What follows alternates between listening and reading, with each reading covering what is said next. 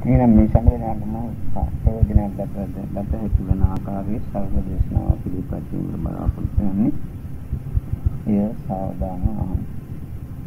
බුදුරජාණන් වහන්සේ වැඩ සිටින කාලේ බුදුරජාණන් වහන්සේ අමෝත ධර්මය ආසීමට 5 දිනක් ගියා. ලාලුවා. මේ 5 දිනාට බුදුරජාණන් වහන්සේ බණ කියනකොට එක මිනිස්සේ පැත්තකට වෙලා හිටගෙන ගහක අත්තක් සොරනවා. තව මිනිස්සේ බණ අහන නමුත් මාපට කකුලේ මාපට ඇඟිල්ලෙන් බිම නිකන් හාරනවා වගේ ක්‍රමයක් තිබෙනවා. තවත් පුද්ගලෙක් නිදාගෙන ඒ මිනිස්යාට බුදුහාමුදුරු බණ කියන මේ මිනිහට වෙන්නේ. තව මිනිස්සෙක් උඩ බලන්නේ. එක මිනිස්සෙක් ඉතා හොඳින් බණ අහනවා. අර ඉතා හොඳින් බණ අහපු නැති අනිත් කිසිවෙකුට බුදුහාමුදුරුගේ මොනවද කියලාවත් හරියට තේරුම් ගන්නටවත් බැරි වුණා. ධර්මය අවබෝධ කරනවා තමයි. ඉතින් මේ 5 දින ගියාට පස්සේ බුදුරජාණන් වහන්සේට ආනන්ද හාමුදුරුවෝ ප්‍රකාශ කළා. ඒක මේ ආනන්ද හාමුදුරුවෝ මේ සිදුවීම දැකලා ප්‍රකාශ කළා මේ 5 දින එකට ආවේ යාළුවෝ 5 දිනේ බුදුරජාණන් වහන්සේ. මේ විදිහට 5 ආකාරයකින් හැසිරුණේ. මොකද මේකට හේතුව? ඒකට බුදුරජාණන් වහන්සේ ප්‍රකාශ කළා අර ගහක අතුසලවසලව හිටපු මිනිස්සයා ආත්ම ගානක් තිස්සේ වඳුර වෙලා ඉපදිලා තියෙන. ඒ සංසාරික පුරුද්ද නිසා මම මේ බණ කිව්වත් ඒ මිනිහා අත්ත කෙල්ලලා අත්ත හොල්ලලා හිටියයි කියලා. ඊළඟට කකුලෙන් මාපට ඇකිල්ලෙන් අසාරමින් හිටපු මිනිස්සයා බිම හරනවා වගේ කරමින් හිටපු මිනිස්සයා ගැඩවිල්ල වෙලා ඉපදිලා තියෙනවා කියලා බුදුහාමුදුරුවෝ ප්‍රකාශ කළා. මේ සංසාරික පුරුද්දට මේ ශරීරයේ මේ මිනිස්සයා වෙලත් එහෙම කරනවායි. නිදාගෙන හිටපු මිනිස්සයා ආත්ම ගාන සර්පයෝ වෙලා ඉපදිලා තියෙනවා. සර්පයන්ගේ වැඩේ වැඩිපුර කාලයක් නිදා ගන්න එක. දවසේ මං හිතන්නේ ආහාර ටිකක් හොයන්න යන සුළු කාලේ හැර අනිත් හැම වෙලාවෙම සර්පයාගේ වැඩේ නිදා ගන්න එක. ඉතින් මේ தත්ත්වයේ සංසාර පුරුද්දට මේ මිනිස්සයාට බණ කියන බුදුරජාණන් වහන්සේ මේ මිනිස්සයා නිදි. අර උඩ බලාගෙන හිටපු මිනිස්සයා ආත්ම ගානක් නස්සතර නැකත්කාරයෙක්.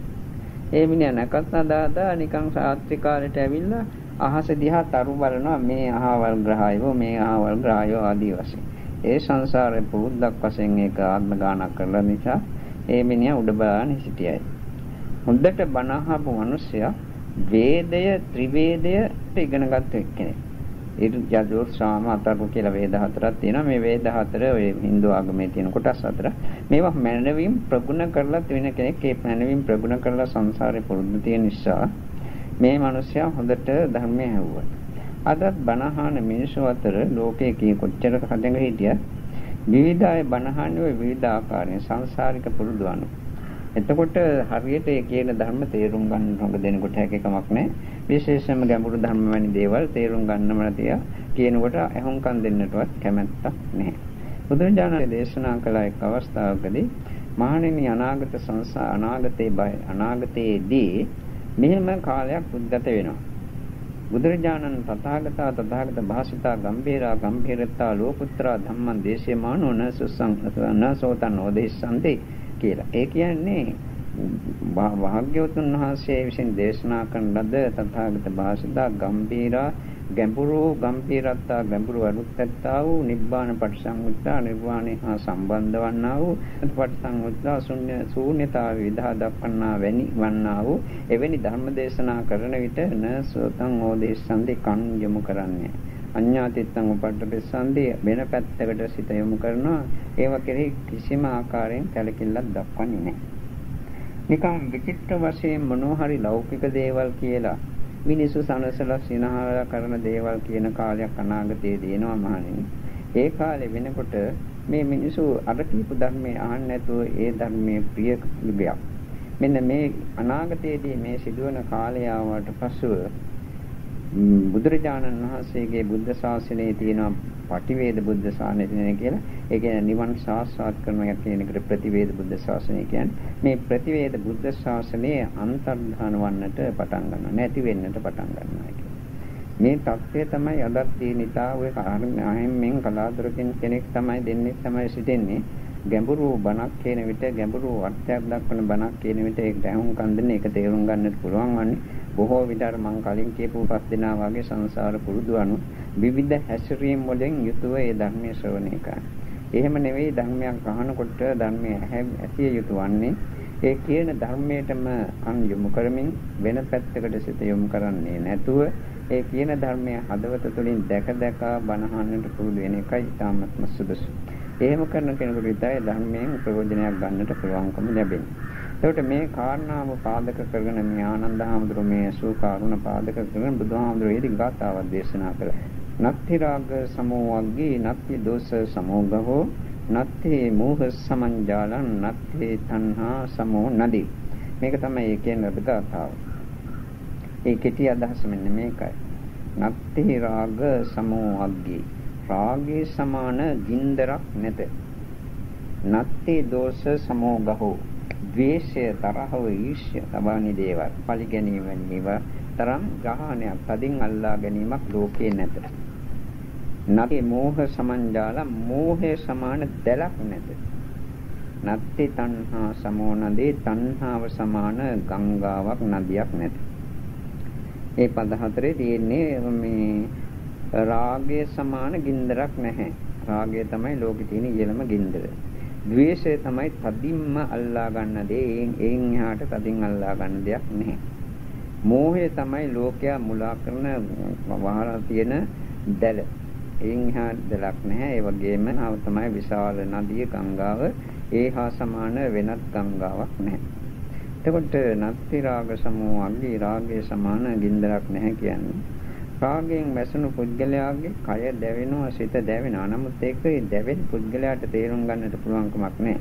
ඕනෑම ගින්දරක් පත්වන්නේ ඒ ගින්දර පත්වීමට අවශ්‍ය ඉන්ධන තිබෙන තාක්කල් පමණයි.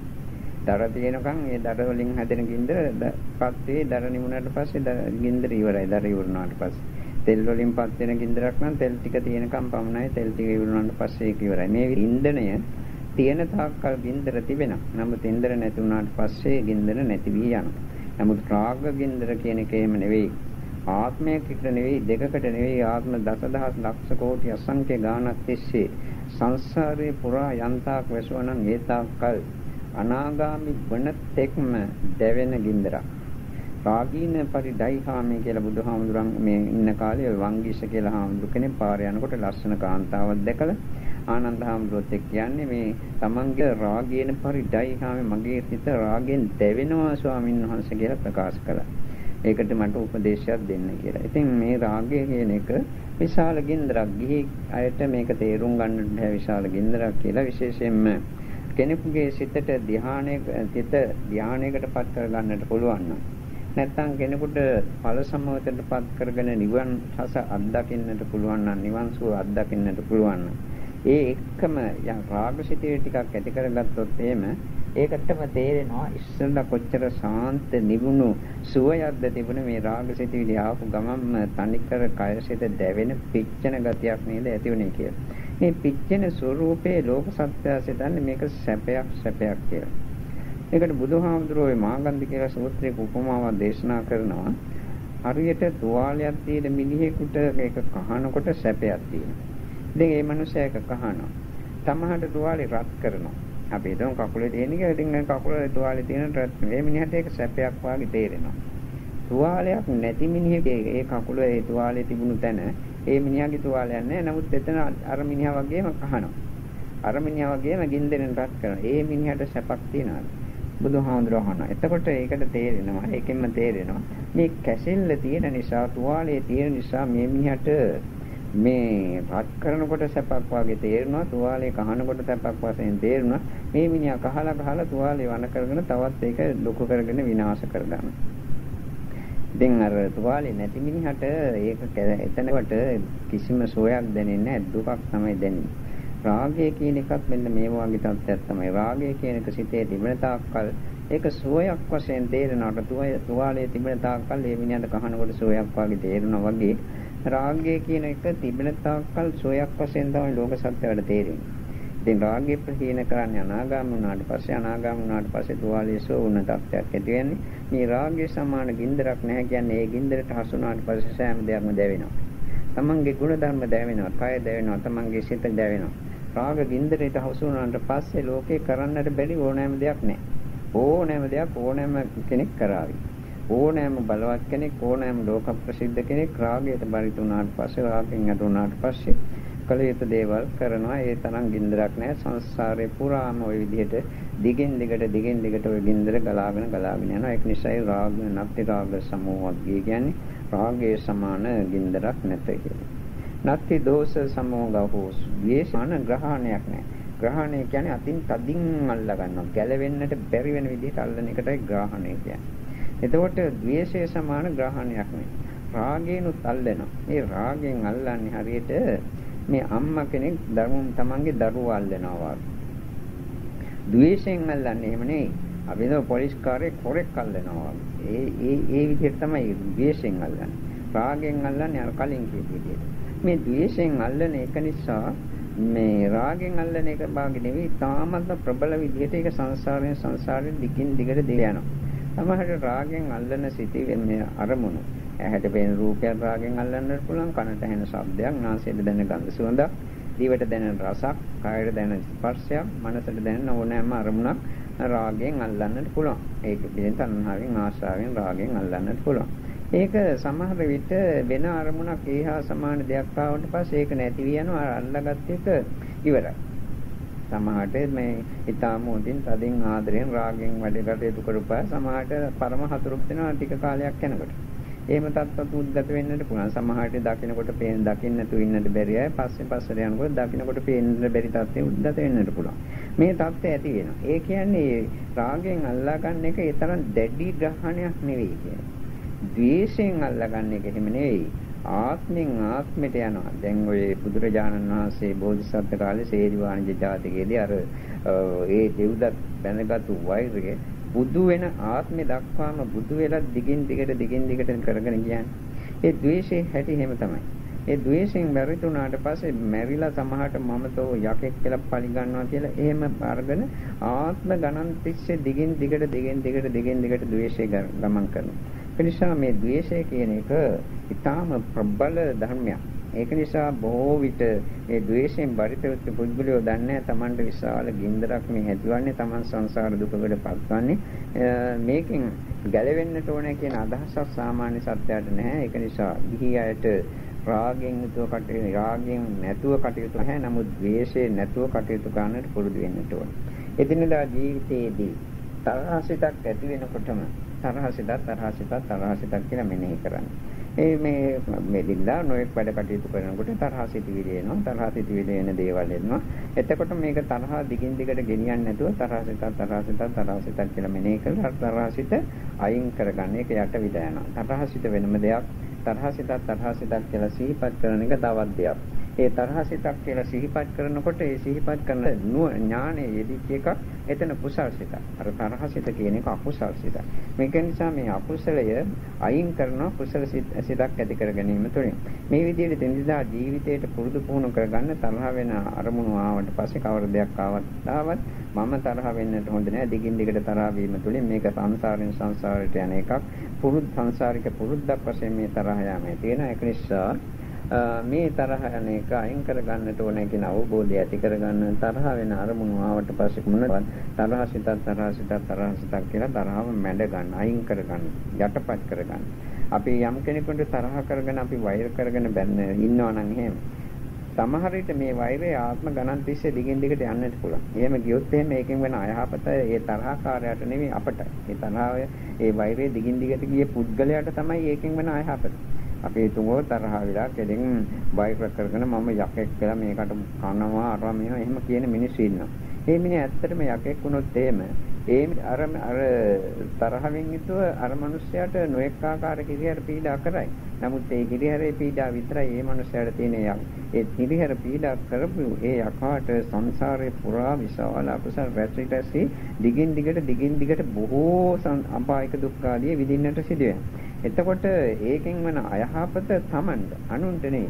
මේ ලෝක සත්‍යය හිතන්නේ තරහ ගිහිල්ලා අනුන්ට අපි මේ දෙයක් කරනවා කියලා. මිනිස්සු හිතන්නේ තරහ ගිහිල්ලා කෙනෙකුට බැන්නොත් එහෙනම් මං ඒ මිනිහට බැන්නේ කියලා. තරහ ගිහිල්ලා කෙනෙකුට ගැහුවොත් එහෙනම් මං ඒ මිනිහට ගැහුවා කියලා හිතන්නේ. තරහ වෙලා යම් කෙනෙකුට යම් හිරියරයක් කළොත් එහෙම මං ඒ මිනිහට හිරියරයක් කළා කියලා සතුටු වෙනවා. తాවකාලික වශයෙන් එවැනි දෙයක් සිදු වෙච්ච එක ඇත්ත. නමුත් ඒකේ විපාකයක් වශයෙන් ඔහු එක සැරයක් නම් කලේ ශේ ගානක් දහස් වාරයක් ඊදේ ගුණ සමේ කරපු පුද්ගලයාගේ ගුණ සම්පත්තිය මත සමහර ලක්ෂ කෝටි වාර ගානක් ඒ වගේම විපත් වලට කරදර වලට Tamanට බඳුන් වෙන්න වෙනවා. මේක දන්නේ මේ Tamanටම කරගන්න දෙයක් කියලා ලෝක සත්‍යය දන්නේ. ඒ අනිත් අතින් මේ තරහ යන මිනිස්සු තරහ යන අය කෙරෙහි අපි වෛර තියානවා නම් එහෙම මේක සංසාරයට ගියාම තුලින් ওই විදිහට Tamanගේ සංසාර ගමන දික් කරලා Tamanට විශාල අයහපතක් සිදු වෙනවා. ඊට අමතරව මරණ මොහොතේම මේ තරහකාරයේ සිහිපත් වුණොත් එහෙම මරණ වෙලාවේ බොහෝ විට වෙන දේවල් සිහිපත් වෙනවා. නියත වශයෙන්ම දුගතියක උපදිනවා. මේ මලයක්ෂයෝ වගේ තත්ත්වවලට පත්වන්නේ මරණ මොහොතේ තරහසිත ඇති වෙච්ච අය. වැඩිපුර එහෙමයි උපදින්නේ. ඒ මලයක්ෂයෝ වැනි තත්ත්වවල උපදින්නේ ඒ වෙන්නේ. ඊට පස්සේ නැවත ගොඩ එන්නට බෑ ඒ තත්ත්වෙ. මොකද කරන්නේ මකුසල් සංසාරයේ තව තවත් දිග්ගැස්ස ගන්නවා දුගතිය තමයි යන්න සිදුවන්නේ. මේකෙන් තේරුම් ගන්න මේ තරහ යන එක මහා භයානක අනර්ථයක් කියන එක. ඒක තේරුම් අරගෙන තරහ යන එක පුළුවන් තරම් දුරට අඩු කරගන්න බලන්න ඉදින්දා ජීවිතයේදී තරහසිතක් වෙනකොට තරහසිතක් කියලා මෙනෙහි කරලා ඒක අඩු කරගන්න කලිනුත් ඒ කතාව කිව්වා. ඊට අමතරව පුළුවන් තරම් දුරට දවසකට විනාඩි 4-5ක්වත් මෛත්‍රී සිත පතුරවන්න බලන්න. සියලුම සත්වෝ සුවපත් වෙත්වා කියලා. මම නිදුක් වෙලා ඉන්නට කැමතියි, නිරෝගී වෙලා ඉන්නට කැමතියි, සුවපත් වෙලා ඉන්නට කැමතියි. මා වගේම මේ සෑම සත්වයකම නිදුක් වෙලා ඉන්නට කැමතියි, නිරෝගී වෙලා ඉන්නට කැමතියි, සුවපත් වෙලා ඉන්නට කැමතියි. මට කවුරුවත් හිරියර කරදර පීඩා කරනවට මම කැමති නෑ. කවුරුවත් මට බනිනවට දෝෂාරෝපණය කරනවට මම කැමති නෑ. ඒ වගේ ලෝකයේ කිසිම සත්වයක හිරියර කරනවට, නිඳා කරනවට, පීඩා කරනවට මොන ආකාරයකින් හරි හිරියර පීඩාවක් කරනවට කැමති නෑ. මම වගේම මේ ලෝකයේ සියලුම සත්වෝ නිදුක් වෙත්වා, නිරෝගී වෙත්වා, සුවපත් වෙත්වා කියලා අඩු වශයෙන් විනාඩි 4-5ක්වත් දවසකට කරන්නට පුරුදු වෙන්න. බස් එක යන ගමන් වාඩි වෙලා ඉන්නකොට ටිකක් කොහොම භාවනා කර යන්නට පුළුවන්.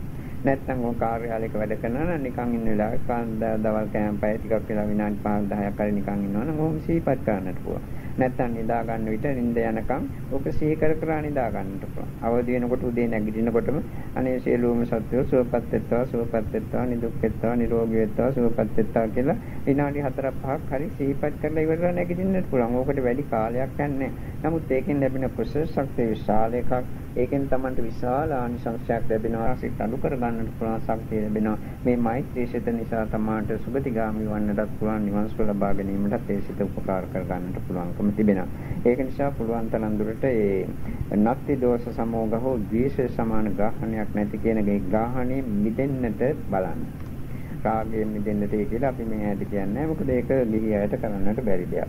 ඊළඟට නත්ති මෝහ සමංජාලං. මෝහය සමාන දැලක් නැති කියලා.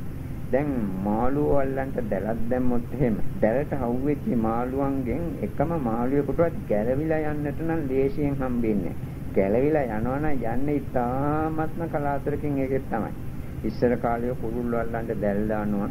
බුදුහාමුදුරුවෝ ඉන්න කාලේ ඒක තමයි මේ දිවුපේ විශේෂයෙන්ම ජාලම් කියන එකෙන් ගණන් ගන්න.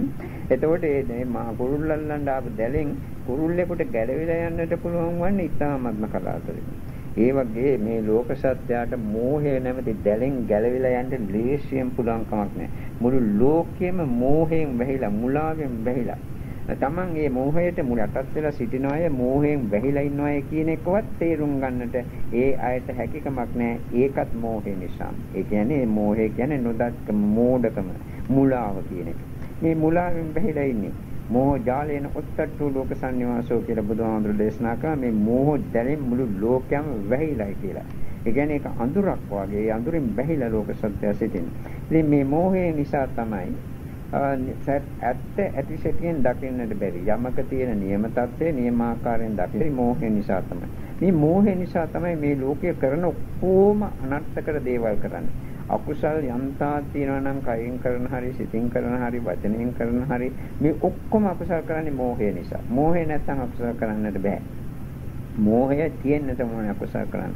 මේ යෝගේ යන්තා මේ නොයෙක් වැරදි සිදු වෙනවනේ සෑම වරදක්ම සිදු කරන්නේ මෝහය නිසා. මේ සෑම අකුසලයක්ම සිදු කරන්නේ මෝහය නිසා.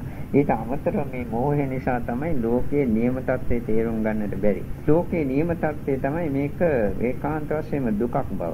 ලෝකයේ පැවතින එක ඒකාන්ත වශයෙන්ම දුකක් කියලා. මේ දුක දුකක් වශයෙන් තේරුම් ගන්නට බෑ මෝහය නිසා. මේ සංසාරයේ වසන එක සැපක් කියලා හිතාන තමයි කටයුතු කරන්නේ. අනාගත භවවලදී තව තවත් සැප විඳීමේ චේතනාවෙන් අනාගත භවයේ තමයි ප්‍රාර්ථනා කරන්නේ. කුසලොත් කරලා ප්‍රාර්ථනා කරන්නේ අනාගත භව දිව්‍ය ලෝක ලැබේවා, ස්වර්ග සම්පත් ලැබේවා, නැත්නම් මේ මනුෂ්‍ය ලෝකේ සුගතිගාමී වෙන්න ලැබේවා, අපායෙන් මිදෙන්න ලැබේවා ආදී වශයෙන් ඒ භවයේම තමයි ප්‍රාර්ථනා කරන්නේ. ඉතින් ඒක කෙරෙහි මහා දුකක් කියලා තේරුම් ගන්නට බෑ. මේ භවයේ රැඳී සිටීම මහා දුකක් කියලා තේරුම් ගන්නට බෑ. මොකද මෝහය නිසා. ජාති උපදින එක දුකක්, ජරාව දුකක්, ව්‍යාධි නොඑක ආකාර දෙද දුක් හැදෙන එක දුකක්, මරණ එක දුක්, මරණ එක දුකක්, අප්‍රියයන් එක එක්කෙන එක දුකක්. මේවා තේරුම් ගන්නට බෑ. ඒ වෙලාවට දුකක් ආවට පස්සේ තේරෙනවා. තේරුණාට පස්සේ ඒක නැති වෙනවා යනවා ටික දවසකට පස්සේ. ඊට පස්සේ නැත්තම් Taman රෝගයක් වෙනකොට මේ ශරීරයේ මේ තරම් දුකක් දෙන එක නේද කියලා ඒ වෙලාවට තේරෙනවා. නමුත් ඒ රෝගේ වුණාට පස්සේ ඒකම මතකයි. මේ ලෝක සත්‍යයට මේ දුක තේරුම් ගන්නට බැරි වෙලා තියෙන්නේ මෝහය නිසා. ඇත්ත වශයෙන්ම මේ සංසාරයේ මේ නාම රූප ධර්ම, මේ සංස්කාර ධර්ම පවතින එකම තමයි දුක. පවත්තන් දුක්ඛම් කියලා පෙන්වන කරන්නේ. පවතින එකමයි දුක. සංකිට්ඨේන පංච උපාදානස්කන්ධා දුක්ඛ. දෙකෙන් කියනවා නම් දුක කියන්නේ වෙන මොකක්වත් නෙමෙයි. මේ ඇඟේ ශාසිතේ මේ පංචස්කන්ධ ලෝකේ පැවැත්මමයි. මේක තේරුම් ගන්නට බෑ. මෝහයෙන් මුලා වෙච්ච නිසා ඒ මුලාව නිසාම දුක තේරුම් ගන්නට බැරුව දුකම ආස්වාද කරනවා. දුකම අභිනන්දනය කරනවා. දුකම ප්‍රාර්ථනා කරනවා. දුකම ලබා ගැනීමට අපේක්ෂාවෙන් කටයුතු කරනවා. ඒකයි සිදුවන්නේ. ඒක නිසා තමයි සංසාරයේ දිගින් දිගට ගමන් කරන්නේ. ඊළඟට මේ දුක ඇති වෙන හේතුව දන්නෙත් නෑ මුලාව නිසා. දුක ඇති වෙන හේතුව තමයි තණ්හාව. බුදුරජාණන් වහන්සේ විසින් දේශනා කරලා තියෙන දුක ඇතිවීමේ හේතුව වශයෙන් තණ්හාව. ඉතින් තණ්හාව ඇතිවන්නේ අර මෝඩකම නිසා, අවිද්‍යාව, නොදත්කම, මෝහයක නිසා. ඒක නිසා දුක ඇතිවීම ප්‍රධානතම හේතුව නොදත්කම. ඒ නොදත්කම නිසා තමයි මෝහය ඇතිවන්නේ. මුලාව ඇතිවන්නේ. ඒක මේ නිසා දුක ඇතිවීමේ හේතුව වශයෙන් මේ දක්වා ඇති තණ්හාව ලෝක සත්‍යය හිතන්නේ මේ සැපගෙන දෙන දෙයක් කියලා. මේ තණ්හාව තිබිය යුතු එකක් කියලා. මේ තණ්හාව නිසා තමයි මට ඔක්කොම දේවල් සැප ලබා දෙන්නේ කියලා ඒ මුලාව වෙලා සිටින්නේ. ඒක නිසා ඉතින් තණ්හාවෙන් යුතුව ඔක්කොම දේවල් කරනවා. ලෞකික ජීවිතේ කරන බොහෝ දේවල් තණ්හාවෙන් යුතුවමනේ කරන්නේ. මේක මේ ඇයට අමුතෙන් කියන්න දෙයක් නැහැ.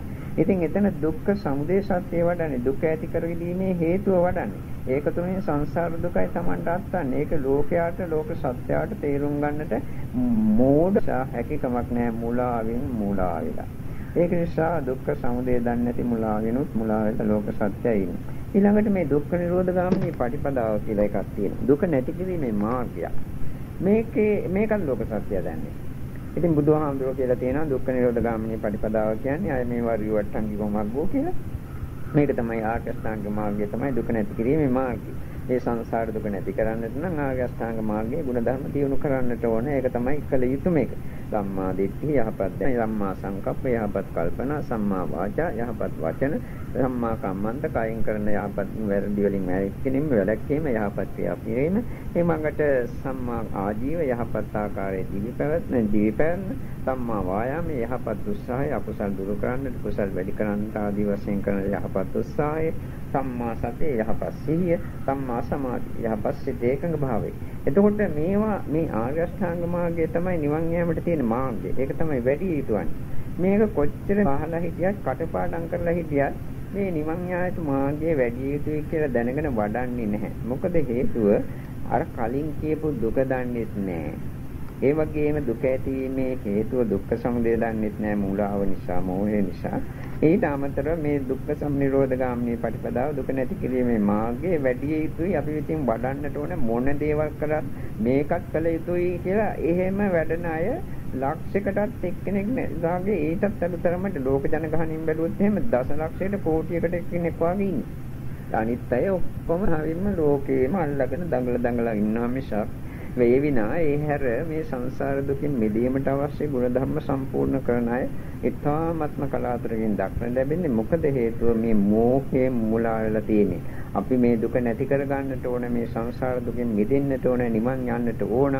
මේ විදිහට නැවත ඉපදී සංසාර දුක් විඳින එක හොඳ නැහැ. ඒක නිසා මේ මාර්ගය වඩන්නට ඕන කියන එක තේරුම් ගන්නට අවබෝධ වන්නේ නැහැ. අවබෝධ කරගන්නට බෑ මුලාව නිසා. මේ විදිහට මේ මුලාවෙන් ලෝක සමුලා වෙලා ඉන්නේ. ඉතින් අඟට දුක්ඛ නිරෝධේ අඥානං කියලා එකක් තියෙනවා. මේ මුලාව නිසා දුක්ඛ නිරෝධය දන්නේ. දුක නැති කිරීම දන්නේ. ඉතින් මිනිස්සු හිතන්නේ දුක නැති කිරීම බඩගින්න දුක නැති කරන්න කන්න කෑවාම හරි කියලා හිතනවා. පිපාස දුක නැති කර ගන්න වතුර ටිකක් බීවාම හරි කියලා. ඒක මේ මොහොතේ විතරයි. ආපහු බඩගිනි දුක එනවා, ආපහු පිපාස දුක ඇති වෙනවා. ඒ වගේ ඊටගෙන ඉන්නකොට දුක නම් මම වාඩි වෙන්න ඕන කිව්වහම එතන ඒ දුක නැති කරන්නේ ඒකයි කියලා හිතනවා. වාඩි වෙලා හිටියට පස්සේ ඒක එතන දුකක් කියලා තේරෙන්නේ නැහැ. ඉතින් ඒක ටික වෙලාවක් යනකොට එතන ඊට පස්සේ නිදාගත්තොත් ඒකත් නිදා ගන්නවා දුක නැති කර ගන්නට ඒක. ඒම මේක පැත්තකට හැරිලා නිදාගෙන හිටියොත් එහෙම ටික වෙලාවක් යනකොට එහාට පෙරෙන්නේ මෙහාට පෙරෙන්නේ ඒ දුක නැති කර ගන්න තමයි. මේ විදිහට ඉරියව් මාරු කරලා ඉතින් ওই ඉන්ද්‍රියන්ට දුක නැති කර ගන්නට අවශ්‍ය මේ කියන්නේ ඉන්ද්‍රියන් පිනවන අරමුණු දෙදී ඉන්න එක තමයි දුක නැති කිරීම කියලා හිතන්නේ. ඇහැට රූප ලස්සන රූප, කනට ලස්සන ශබ්ද, මිහිරි ශබ්ද දෙදී ඉන්න එක ඒක තමයි දුක්ඛ නිරෝධය, දුක නැති සැපත කියලා හිතන්නේ. කනට කටර පහර ඒවල්, නාසයට හොඳ කඳ සුවඳ, කායට හොඳ ස්පර්ශ, මනසින් හොඳ සිත සතුටු කරන අරමුණු ඌව ලැබීම තමයි දුක නැති කිරීම කියලා හිතන්නේ. මේවා తాවකාලික වශයෙන් දුක නැති කිරීම සඳහා කරන පිළියම්. ඒවා ඒ මොහොතේ පමණයි. ඊට පස්සේ නැවත ඒ දුක නැගෙනවා. ජාති දුක නැති කරන්න ඕම කරලා හම්බෙන්නේ නැහැ. ජරා දුක නැති කරන්නට ඕම කරලා හම්බෙන්නේ නැහැ. ව්‍යාධි දුක නැති කරන්නට හම්බෙන්නේ නැහැ. මරණ දුක නැති කරන්නට හම්බෙන්නේ නැහැ. නැවත නැවත ඉපදී සංසාර දුකින් දුකටම යන්නට සිදෙනවා. ඒව කරන්නට ඒව නැති කරන්නට ওই විදිහට හම්බෙන්නේ නැහැ. ඒ කරන්නට නිවන් අවබෝධ කරන්නට ඕන. ඒ නිවන් අවබෝධ කරන්නේ සෝවාන් සකදාගාමී අනාගාමී අරහත් කියන මාර්ග හතර ඵල හතර සාක්ෂාත් කිරීම තුලින්. ඒ සෝවාන් නොවිච්ච කිසි කෙනෙක් දන්නේ දුක්ඛ නිරෝධේ නිවන කියන්නේ මේකයි කියලා. ඒ මෝඩකම නිසා ඒ දුක කියන්නේ නැති කරන්නේ මේකයි කියන දන්නේ නැති මෝඩකම නිසා ඉතින් ලෝකේ සැපය හොයලා වෙනත් දේවල් කරනවා. මම මේකට උදාහරණයක් කියනවා. මේ තරුණයෙක් අපෙන් භාවනා කරලා ධ්‍යානත් ලැබුවා. දැන් සෝවාන් වෙලත් ඉන්නවා. දැන් මාසෙක දෙකකට උඩදී බැන්දා. අර දෙමව්පියන්ගේ කරදරේ අර මෙහෙම මං කිව්වා සෝවාන් වුණත් බඳින්න පුළුවන්, ළමයි හදන්න පුළුවන්. ඒක ප්‍රශ්නයක් නෑ. සකදාගාමී වුණත් එහෙම පුළුවන්. අනාගාමී වුණාට පස්සේ තමයි මේ ගෑනුන් මිනිසුන් එක්ක ජීවත් වන්නට බැරි අනිත් වෙලාව දක්වා පුළුවන් කියලා. ඉතින් මේ මිනිස්සයා බැලලා මේ පෙරේද ඊයෝ පෙරේද මේ ඇවිල්ලා කියනවා ස්වාමීන් වහන්සේ මේම කලාට මගේ මෙහෙම බැලලා මෙහෙම ජීවත් වුණාට එක සැපසැපක් කියලා එකපාරට මගේ හිත කැරකිලා යනවා අනිත් පැත්තට කියලා. ඊට පස්සේ කියනවා බොහොම අමාරුයි නැතේ පැත්තට සිත යොමු කරන්නට ඕනේ කියලා. ඉතින් ලෝකයා සාමාන්‍ය ජනතාව නම් ඒකෙම ගැලීගෙන බැඳීගෙන හරියට පැණි හැලිය වැටුණු ඇබ්බලයා වගේ ඉන්නේ. මේ පුද්ගලයාට අර දුක්ඛ නිරෝධය ගැන සාමාන්‍යයෙන් තරමක අවබෝධයක් තියෙනවා. දුක්ඛ සමෝහන් වෙලා ඉන්නේ ඵල සමුවත් වල සමාදිනවා නිවන් සුව අත්දකිනවා. ඒක නිසා ඒ සුවේ දැක්කට පස්සේ මේක දුක්ඛ නිරෝධය කියලා දැක්කට පස්සේ අර කාම ලෝකයෙන් ලැබෙන සුවය ඒක ඒ තරම් උසස් එකක් වශයෙන් වැටහෙන්නේ නැහැ. මම ඉතින් ඒ පුද්ගලයාට කිව්වා ඕක තමයි මාර්ගය ලැබුවට පස්සේ මාර්ග සෝවාන් ආදී මාර්ගඵල ලැබුවට පස්සේ ඒකේ තියෙන ආධිපත්‍ය යාර්ථය කියලා. ඒක තමයි අධිපතිකම් කරන්නේ. සෝවාන් වෙච්ච කෙනෙකුට අධිපතිකම් කරන්නේ සෝවාන් මාර්ගඵල සිත් වෙන දේවල් නෙවෙයි. අන්ලෝක සත්‍යයට තණ්හාව අධිපතිකම් කරන්න පුළුවන්, මෝඩකම් අධිපතිකම් කරන්න ඕන එකක් කරන්නත් පුළුවන්. අපි හිතමු දැන් චන්දිකා හිටියා චන්දිකා දැන් අධිපති නෑ වෙන ගෙමිනියෙක් දැන් අධිපතිකම් කරන්නේ. ඒ වගේ සෝවාන් වෙච්ච කෙනාට කලින් තිබ්බ තණ්හාව ආදී දේවල් අධිපතිකම් කරාට මේ සෝවාන් වුණාට පස්සේ ඒ නිර්වාණ ධාතු මාර්ගය තමයි අධිපතිකම් කරන ආධිපතිය. ඒක නිසා තමයි ආත්ම හතක් ඇතුළත සම්පූර්ණයෙන්ම ජාති ශ්‍රේ කරන්නේ රහත් වෙලා නිවන සම්පූර්ණ කරන්නේ. නැත්නම් ඒක අධිපතිකම් කරන්නේ නැත්නම් ඒක බෑ. ඉතින් මම මේ කිව්වේ දුක්ඛ නිරෝධය කියන එක සෝවාන් නොවිච්ච කෙනෙකුට අත්දකින්නට බෑ. සෝවාන් වෙච්ච කෙනෙක් මේ කාමයෙන් ලැබෙන සැපය මේක තමයි දුක නැති කරන්නේ මේක උතුම් සැපය කියලා කරන්නට ගියත් ඒක උසස් දෙයක් කියලා වැටහෙන්නේ නැහැ. ඒකත් කරනවා කලාට ඒක උසස් දෙයක් කියලා වැටහෙන්නේ අර නිවන් සුවේ කරනවා. නිවන් සුවේ තියෙන උසස් භාවය අත්දකින්න. මේ නිවන් සුවේ තියෙන උසස් භාවය අත්දකින්නට කවදාවත් සෝවාන් නොවි. අදුම වශයෙන් සෝවාන් නොවි බෑ. ඒක දන්නේ මුලාව නිසා. මේක නිසා මිනිස්සු මේ මුලාව නිසා හිතන්නේ ඕව සැප ලබන්නට නම් කරන්න තියෙන්නේ මේ දේවල් කියලා. හොඳට කාලා බීලා නටලා ජොලි කරලා ඉමු කියලා තමයි ලෝක සත්‍ය හිතන්නේ දුක නැති කරගන්නේ. ඒක නැවත නැවත දුක ඇතිවීමමයි කියලා තේරුම් ගන්නට තරම් මුලාවක් නෑ. මේ විදිහට මේ ලෝක සත්‍ය මුලාවෙන් මුලා වෙලා තියෙනවා. ඇත්ත දන්නේ. ඒක නිසා මුලා වෙලා. මේ ඔක්කොම දේවල් අනිත්‍යයි. හැම දෙයක්ම නැතිලා යනවා. මේ ලෝකයා හිතන්නේ එහෙම අනිත්‍යයි කියලා නේ. Taman ඇඟ දිහා බලලා මේක අනිත්‍යද කිය හැටි Tamanට පේනවා. පුංචි කාලේ ඉඳලා මේ දක්වා කිරිදරුවෙක් හිටියා, අවුරුදු 7-8 හිටියා, 10 12 හිටියා, 18 20 හිටියා. දැන් මේ තත්ත්වේ ඉන්නේ ඔක්කොම අනිත්‍යද කියලා Tamanට පේනවා. නමුත් ඒවා අනිත්‍යයි කියලා දන්නේ. මේක මහා දුකක්. මේක දුකක් කියලා දන්නෙත් නැහැ. මේ ශරීරය තුළ දුක් ලබා දෙනවා. නමුත් ඒක දුකක් කියලා දන්නෙත් නැහැ. ආයවා සැපයි කියලා හිතන්නේ. මේවා Tamanට ඕන විදිහට හසුරවන්න බෑ මේකක්වත්. තමන්ගේ ඇඟවත් තමන්ගේ සිතවත් මොකක්වත් හසුරවන්න බෑ. ඔක්කොම අනාත්ම ධර්ම ඕනටම. නමුත් මේ මගේ ආත්මය කියලා තමයි හිතන්නේ. මේ ඔක්කොම මුලාව. අනිත්‍ය දේ නිට්ටය වශයෙන් ගන්න මුලාවෙන්, දුක්ඛ දේ සැප වශයෙන් ගන්න මුලාවෙන්, ආත්ම දේ අනාත්ම දේ ආත්ම වශයෙන් ගන්න මුලාවෙන්. එතකොට අනිත්‍ය ඒවා නිට්ටයයි කියලා ගන්න මුලාව නිසා. දුක්ඛ දේවල් සැපයි කියලා ගන්න. ආත්ම නොවන අනාත්ම දේවල් ආත්ම වශයෙන් ගන්න මේ මුලාව නිසා. මේ මුලාව නිසා තමයි සංසාරයට ගමන් කරන්නේ, සංසාර දුක විඳින්නේ. මේකෙන් මුළු ලෝකෙම වැහිලා සිටින්නේ. මෙයා වුණත් මහා බ්‍රහ්මයා වුණත් මාර්යා වුණත් කවරෙක් වුණත් නිවන් අවබෝධ නොකළ සෑම සත්වයක්ම දෙවියෙක් වුණත් බ්‍රහ්මයෙක් වුණත් මනුස්සයෙක් වුණත් කවරෙක් වුවත් මේ අවිද්‍යාවෙන් මේ මුලාවෙන් වැහිලා සිටින නිසා මේ බුදුහාමුදුරුවෝ ප්‍රකාශ කරනවා නත්ති මෝහ සමන්ජාලං කියලා. මෝහය සමාන දැලක් නැහැ කියලා. හරියට ගෙවල් වල කෑම වහලා මේසවල වල දැල්ලා කොහොම කෑම ටික වැහෙන්න ලොකු භාජනයකින් වහනවා. ලොකු දැල් වගේ අදපේවා තියෙනවා. ඒ වගේ මෝහය මුලින්ම වහලා දාලා තියෙනවා. ඊළඟට නත්ති තණ්හා සමෝ නදී සන්නාව සමාන නදියක් නැත. ගංගාවේ ස්වරූපේ ගලාගෙන යන්නේ. ඒක ඉතින් වතුර තියෙනකන් ගලනවා. කෙලවරක් නැහැ. සම්පූර්ණයෙන් ගංගාවේ හිඳෙන තෙක්ම ගලනවා. ඒ ගංගේ හැටි. ඒ වගේ මේ තණ්හාව කියන එකත් තණ්හාව සිඳන තෙක්ම ගලනවා. ඇහැට රූපේ දැක්කාට පස්සේ රූපේ අරමුණු කරගෙන තණ්හාව ගලනවා. චක්කුතෝ රූපේ ආසවන්ති සන්දන්ති ආදී වශයෙන් දක්වනවා. කනට මිහිරි සාවට පස්සේ කන තුලින් තණ්හාව ගලනවා, ගඟක් ගලනවා. නිමාවක් නැහැ. කොච්චර ඇහැට ප්‍රිය රූප දැක්කත් ප්‍රිය රූප දැකලා ඇති වෙන්නේ නැහැ. ඇස් දෙක නොපෙනී ගියත් කණ්ණාඩි දෙක දාලා හරි බලන්න. ඒකයි ඒක හැටි. ඉතින් කණ්ණාඩිත් දාලා පේන්නේ නැති වුණාට පස්සේ සිතින් හරි මේ රූප කියලා හිතා ඉන්නවා. කනට ශබ්ද අහලා කවදාවත් ඇති වෙන්නේ නැහැ. ඒක ගංගාවක් ගන්නවා වගේ තණ්හාව ගලන්නේ. නාසයට ගඳ සුවඳ දැකලා කවදාවත් ඇතිවීමක් නැහැ. කයට ස්පර්ශ ලබාගෙන සුව පහසු ස්පර්ශ ලබාගෙන කවදාවත් ඇති වෙන්නේ නැහැ. ඉතින් ඒක જાතියට මේ ඇති වෙන්නේ නැතුව ගලාගෙන යනවා. ඒ ප්‍රිය රූප, ප්‍රිය ශබ්ද, ප්‍රිය ගඳ සුවඳ, ප්‍රිය රස, ප්‍රිය ස්පර්ශ, ප්‍රිය අරමුණු, විවිධ ධර්ම අරමුණු, විවිධ දැනෙන අරමුණු. මේ ඔස්සේ මේ තණ්හාව ගලාගෙන යන එක වළක්වන්නට පුළුවන් කමක් නැහැ.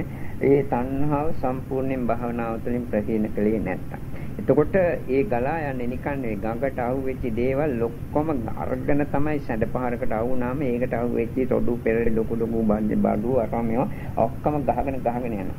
ඒ වගේ මේ තණ්හාවට අහුවෙච්ච ලෝක සත්‍යයත් ගහගෙන යනවා. ගඟ මූදට ගලනවා වගේ මේ තණ්හා නදියට අහුවෙච්ච සත්‍ය සංසාර සාගරයට තමයි යදගෙන යන්නේ. අර ගංගාවක් ගලන්නේ සාමාන්‍ය ඉන්දියන් සාගරය හරි ඕ මධ්‍යන්ති සාගරය හරි වෙන සාගරවල. මේක සංසාර සාගරයට ගලාගෙන යන්නේ. ඉතින් ඒක කෙලවරක් නෑ. සංසාරේ පටන් යම් දවසක මිනිසෙක් වශයෙන් හරි සත්වෙක් වශයෙන් හරි කවයක් වශයෙන් හරි ලෝකේ පහළ වුණා නම් එදා ඉඳලා අද දක්වා මේ තණ්හාව නොනවත්වා ගලනවා. උපන් දවසේ ඉඳලා මැරෙන මොහොත දක්වා මේ තණ්හාව ගලනවා. ඒක නිසාම මේ තණ්හාව දුක්ඛ සමුදය ඒක දන්නේ. ඒක නිසාම නැවත ඉපදී යනවා. නැත්ති තණ්හා සමෝ නදී සංහාව සමාන ගංගාවක් නදියක් මේ ලෝකේ නැහැ. ඒක මේ ඇහැ කන නාසය දිව ශරීරය මනස මේ ඉන්ද්‍රිය හය තුලින් ඇහැට රූප හම්බුනහම තණ්හාව ගලනවා. කනට ශබ්දාවහම තණ්හාව යනවා. ගලාගෙන යනවා. නාසයට ගඳ සුවඳ ආවම දිවාවහම කයට ස්පර්ශ ආවම මනසට වේදේවල් ආවට පස්සේ තණ්හාව උයේ ගලාගෙන යනවා. මිනිසුන් හිතන්නේ මේක මහා ලොකු දෙයක්, මේක කළ යුතු දෙයක්, මේක තබාගත යුතු දෙයක් කියලා. ඒක නැත්තම් මේ ජීවිතෙන් ඇති වැඩක් නැහැ කියලා තමයි හිතන්නේ. ඒ ඉතින් මෝහ අර කලින් කියපු මෝහකම මුලාව තිබෙන නිසා මේ තණ්හාවට අසු වෙච්ච අය ලෝක සත්‍ය සංසාරයේම උයේ ගාගෙන යනවා. මෙතෙක් කල සංසාරේ පුරා ගහගෙන ආවේ ওই විදිහටයි. එතකොට දැනුත් ඒ විදිහටම කටේකුල දිගටමටත් ওই විදිහටම ගහගෙන යනවා. බුදුවරු ලෝකේ පහළ වෙයි, පිරිනම් පායි.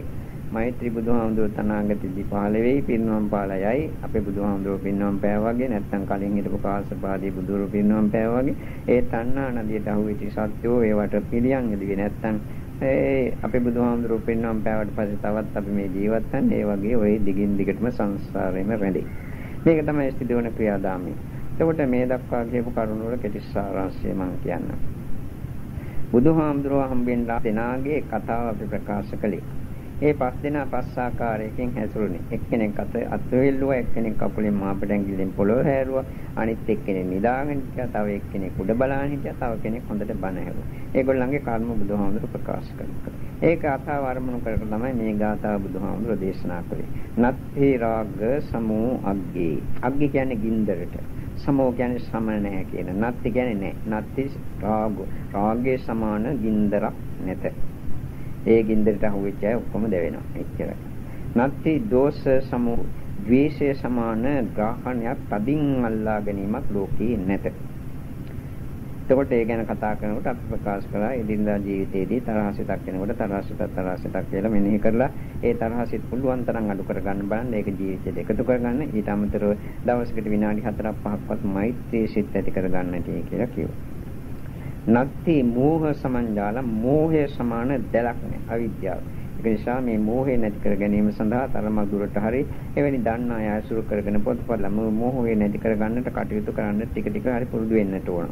මේ මෝහයට අහු වෙලා හැම දවසෙම ඉඳලා වැඩක් නැහැ. මේ මෝහ අන්ධකාරය දුරු කරන්නට ප්‍රඥා ආලෝක තියෙනවා. ඒ ප්‍රඥා ආලෝකය ඇති කර ගැනීම සඳහා ඒ සඳහා සුදුසු පොත්පත් කියවලා සුදුසු ධර්ම සාකච්ඡා පවත්වලා දන්නා අයගෙන් අහගෙන භාවනාවල් කරලා තරමද්දුරට හරි ප්‍රඥාව දියුණු කරගන්නට ඕන. මේ ප්‍රඥාව නැති කිසිම කෙනෙකුට නිවන් ලබන්නට බෑ. ඊළඟට අන්තිමට කිව්වේ නත්ති තණ්හා සමෝනදි තණ්හාව සමාන නදියක් නැත. මේ තණ්හාව කියන නාසය දිව ශරීරයේ මනස කියන ඉන්ද්‍රියන් තුලින් රූප ශබ්ද ආදී අරමුණු හමුනාට පස්සේ ඒ ප්‍රිය රූප ප්‍රිය ශබ්ද ප්‍රිය ගන්ධ සුවඳ ආදී කෙරේ තණ්හාව ගලාගෙන යනවා. මේ ලෝක සත්‍යයත් ඒ තණ්හාව තුලින් ඇදගෙන යන සංසාර සාගරයට. ඒක නිසා එදිනදා ජීවිතයේදී ඒ ආකාරයෙන් අනවශ්‍ය ආකාර තණ්හා ඇති වෙනකොට තණ්හාවක් ආසාවක් කියලා එක මෙනෙහි කරනවා. ඒ කියන්නේ එදිනදා ජීවිතේ අපි හිතමු ලස්සන ගයක් දැකලා ආසාවක් ඇති වුණා කියලා. සාමාන්‍යයෙන් මේ බෑගේ ගයක් හදාගන්න පුළුවන් නම් හදාගන්න එක වෙනම දෙයක්. නමුත් ඒකට ආසා කළා ඒ කියලා දෙයක් නැහැ. එතකොට ආසාවක් ආවම ආසාවක් කියලා වෙනම මෙනෙහි කරන්නේ. අපි හිතමු කාර් එකක් දැකලා අනේ මේ ලස්සන කාර් එකක් අපිටත් මෙහෙම එකක් ගන්න තියෙනවා නම් ආදි වශයෙන් ආසාවයි තියෙනවා. එතකොටම මෙනෙහි කරන්නේ ආසාවක් මෙනෙහි කරනවා. ලස්සන ගෑණියක් දැකලා ආසාව හිතනවා ආසාවක් කියලා හිතන. ලස්සන මිනිහෙක් දැකලා ආසාවක් හිතනවා ආසාවක් කියලා ඒක මෙනෙහි කරලා ඒක තරම දුරට හරි අඩු කරගන්න. එහෙම අඩු කරගන්න පුරුදු වුණොත් එහෙම මේ ආසාව තුළින් ඇති වෙන සංසාර ගමන දිග්ගස්සන එක අඩු කරගන්නට පුළුවන් වෙනවා. අනිත් එක හිතට විශාල සැනසීමක්. ඔය ආසාව නිසා මහා විශාල දුක් වෙන්නේ. ඒකෙන් සැනසීමක් ලබන්නට පුළුවන් කෙනෙක් නැහැ. ආසාව කියන එක පිපාසයට වතුර පිපාසයට ලුණු වතුර බොනවා වගේ වැඩක් කියලා පොත්වල දක්වලා තියෙනවා. ලුණු වතුර බිව්වට වතුර පිපාසෙ නැති වෙන්නේ තවත් පිපාසෙ වැඩි වෙනවා. ඒ වගේ ආසාවට ඒකට අවශ්‍ය දේවල් දීලා හරියන්නේ නැහැ. අපි හිතමු එයාට ප්‍රිය රූප දැකන එක ආසයි. මේ ප්‍රිය රූප දුන්නාට පස්සේ මේ ආසාව නැති කරන්නට පුළුවන්, ඒක සංසිඳවන්නට පුළුවන් කියලා කටයුතු කළාට කවදාවත් ඒක හරියන්නේ නැහැ. ලුණු වතුර බිව්වා වගේ තමයි පිපාසය. තවත් රූප බලන්නට තමයි ආස. කොහෙවත් ඇතිවීමක් නැහැ. තණ්හාවිත් ස්වરૂපේ ඒකයි කොච්චර කළත් කොච්චර තිබුණත් ඇතිවීමක් නැහැ. එම නිසා ඒ තණ්හාව පුළුවන් තරම් දුරට මැඩ ගන්න බලන්න, අඩු කර ගන්න බලන්න. ඒ තණ්හාව ඒ වෙලාවෙම සීපත් කරන යට කර ගන්නට පුළුවන් නම් ඒක විශාල සැනසීමක්. ඒ ටිකවත් ජීවිතේට එකතු කර ගන්න අඩු වශයෙන් රාගය නැතුව ජීවත් වෙන්නට බැරි නිසා තණ්හාව අනවශ්‍ය ආකාර තණ්හාවල් ඇති වෙනකොට ඒක නැතුව ජීවත් වෙන්නට පුළුවන්. ඒ වගේම තරහ නැතුව ජීවත් වෙන්නට පුළුවන් මෛත්‍රී සාගත සිතින් යුතුව. විශේෂයෙන්ම මේවා ඔක්කොම කරන්නට පුළුවන්කම තිබෙනවා. අපි මේ තණ්හාවෙන් බැඳිමේදී ආසාවෙන් බැඳිමේදී හිටියත් මැරෙනකොට මේ ඔක්කොම අත්හැරලා දාලා යන්නට වෙනන්නේ මොනවටද ආසා කරලා ඇති වැඩේ කියන අවබෝධය ඇති වෙනවා. ගිය ආත්මේ අපි මැරුණා, මැරෙනකොට ඔක්කොම දේවල් අත්හැරලා දාලා හිටියේ. ගෑනු අත්හැරියා, හිටියානම් මිනිස්සු හිටියානම් අත්හැරියා, දරුවෝ හිටියානම් අත්හැරියා, අම්මලා තාත්තලා අත්හැරියා, ගෙවල් දොරවල් ඉඩ කඩම් ඔක්කොම දේවල් අත්හැරලා. මේ අලුත් අම්බලමක් වාගේ තැනකට ආලා අම්බලම ඉඳලා මේ අම්බලමට මේ ආවා. මේකෙත් ඉතින් ඉන්න අය ඔක්කොම අත්හරිනවා. කොයි වෙලාවෙ අත්හරිනවද දන්නේ. ඉතින් ඔය ඉන්න කාල පරිච්ඡේදතර ආසාවෙන් බරිත වෙලා ඉවර වෙලා මේවා කෙරේ බැඳිලා බොහෝ විට ආසාවෙන් බරිත උනාට පස්සේ പ്രേත ලෝකෙනි.